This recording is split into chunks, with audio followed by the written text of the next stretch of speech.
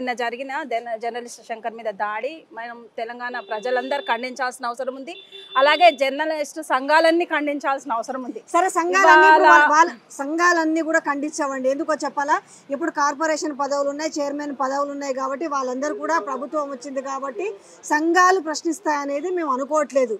కాకపోతే ఎవరైతే నోరు విప్పితే ఈరోజు ఇట్లా బెదిరింపులకు పాల్పడితే అందరూ నోరు మూసుకుంటారని అనుకుంటున్నారా ఏంటి? ఈరోజు మీరు మద్దతు తెలపడానికి వచ్చారు కదా, ఏమనిపిస్తుంది చూసిన సిచ్యువేషన్ చూస్తుంటే? అది చాలా తప్పండి. ఇది కొట్లాడి సాధించిన తెలంగాణ. ఒకరిని భయపెట్టి మనం నోరు మూసేస్తే ఈ ప్రశ్నించే గొంతుకలు మూగబడతాయి అనుకోవడం చాలా తప్పు.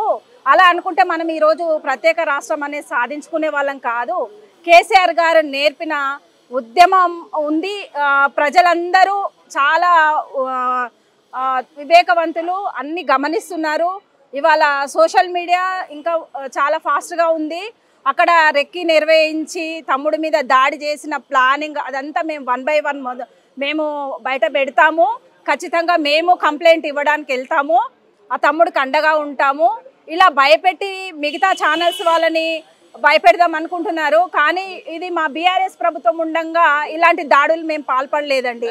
ఎక్కడైనా 100 యూట్యూబ్ ఛానల్స్ కూడా కేసీఆర్ గారి కుటుంబం మీద, కల్వకుంట్ల కుటుంబం అని కానీ ఇక్కడ నాయకులను కానీ ఎంతో దుమ్మెత్తిపోసి అసభ్య పదజాలంతో వాడినా కూడా, ఒక తీర్మాన్ మల్లి లాంటి ఛానల్స్ మీకు అందరికీ తెలిసినవే, అలాంటి వాళ్ళు కూడా బిజినెస్ చేసుకోవడానికి యూజ్ చేసుకొని కల్వకుంట్ల కుటుంబం మీద ఎంతో దుమ్మెత్తిపోసినా కూడా ఇలాంటి భౌతిక దాడులకు మేము దిగలేదు.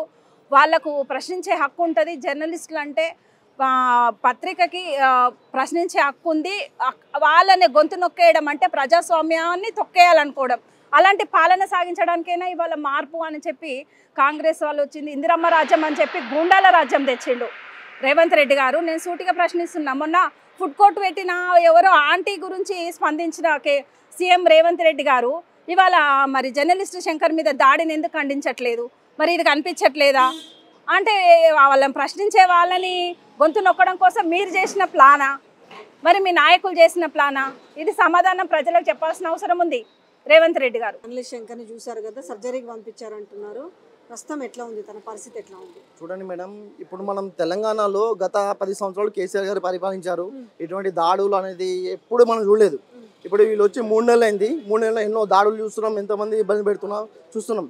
అంటే ఇప్పుడు మనం ప్రజాస్వామ్యంలో ఉన్నామా, లేకపోతే ఒక రాచరిక కాలంలో, రాజుల కాలంలో ఒక రాజు చెప్తే నడిచి ఆ కాలంలో ఉన్నామా? నా మాటే శాసనం, నేనే రాజున, రాజులే కదా శాసనాలు చేస్తారు. అట్లా ఎట్లయితుంది మేడం? ప్రజాస్వామ్యం ఎందుకు మనకి హక్కు ఇచ్చారు? ఓటు అనే ఆయుధంతో నేను ఎన్నుకున్నాం కదా. ఓటు అనేది మాకు ప్రశ్నించే హక్కు ఉంటుంది. బాధాప్తా ప్రశ్నిస్తాం, ప్రజల పక్షాన ప్రశ్నించే వాళ్ళు ఉంటాం.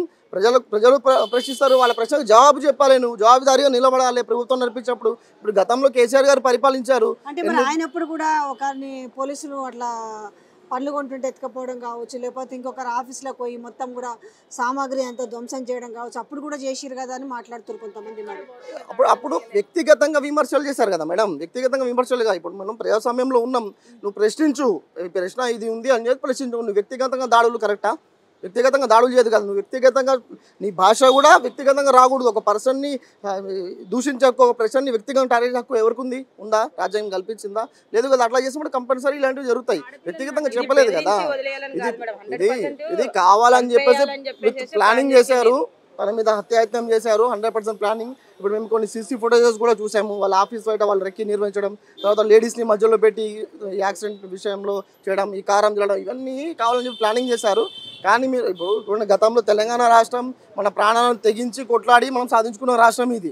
ప్రాణాలనే లెక్క చేయలేదు. అలాంటప్పుడు ఇలాంటి చిన్న చిత్కా వాటికి బెదిరేటోళ్ళం కాదు. ఒక గొంతు నొక్కేస్తే ఉంటాం, అందరి గొంతులు లేస్తాయి.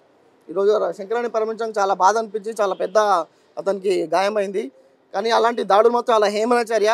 దయచేసి డీజీపీ గారు, తెలంగాణలో డీజీపీ గారు, పోలీస్ వ్యవస్థ గతంలో ఫ్రెండ్లీ పోలీస్ ఉండే, ఇప్పుడు ఒకవేళ వాళ్ళు ఉంటే ఇటువంటి వాటి మీద చర్య తీసుకొని వాళ్ళకి కంపల్సరీ శిక్ష వేస్తేనే మీరు పోలీసులు నిజమైన పోలీసులు అని చెప్పి నిరూపించుకోగలుగుతారు. లేదు మళ్ళీ ఇదే కంటిన్యూ వాళ్ళకే వత్తాసు పలిగితే మాత్రం రానున్న కాలంలో ఇక ప్రజలే మీకు తగిన రీతిలో జవాబు చెప్పాల్సిన విషయం వస్తుందని చెప్తా ఉన్నా.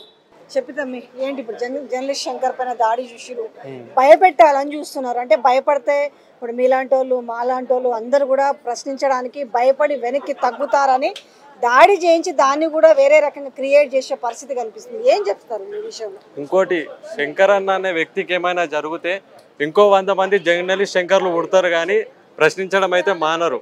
ఇంకోటి ఈ దాడి చాలా తీవ్రంగా ఖండిస్తున్నాం. ఆయన ఏం చేసిండు, తప్పేం చేసిండు, ఏం కబ్జాలు చేసిండా, ఎవరినైనా ఇబ్బంది పెట్టిండా? ఆయన కేవలం చలో కొడంగల్ పోయిండు, అక్కడ జరిగే అక్రమాలని చూపించిండు ప్రజలకు, అంతదానికే దాడులు చేస్తారా? అంటే గతంలో మేము ప్రభుత్వం ఉన్నప్పుడు 9 సంవత్సరాలు మేము దాడి చేస్తే ఒక్క జర్నలిస్ట్ బయట తిరిగేటోడు కాదు. మా సంస్కారం అది కాదు. మేము అందరినీ ఎవరైనా అడిగితే కూడా దానికి సమాధానాలు చెప్పుకుంటూ పోయినాం. వీళ్ళకు సమాధానాలు చెప్పరాదు, ప్రశ్నించే వాళ్ళపై దాడులు. ఇదే ఇంద్రమ్మ రాజ్యము, రౌడీ పరిపాలన ఇది. అంతేంటావు రౌడీ పరిపాలన ఏంటి? అలా కాదు, వాళ్ళకి ఏదో లోకల్లో గొడవ దాన్ని ఈ రకంగా క్రియేట్ చేస్తారు అన్న వాళ్ళకి ఏం చెప్తాం? లేదు, అది కేవలం దాన్ని అడ్డు పెట్టుకొని జర్నలిస్ట్ శంకర్ అన్న పేరు ఖరాబ్ చేసేందుకు ప్రయత్నిస్తారు అంతే.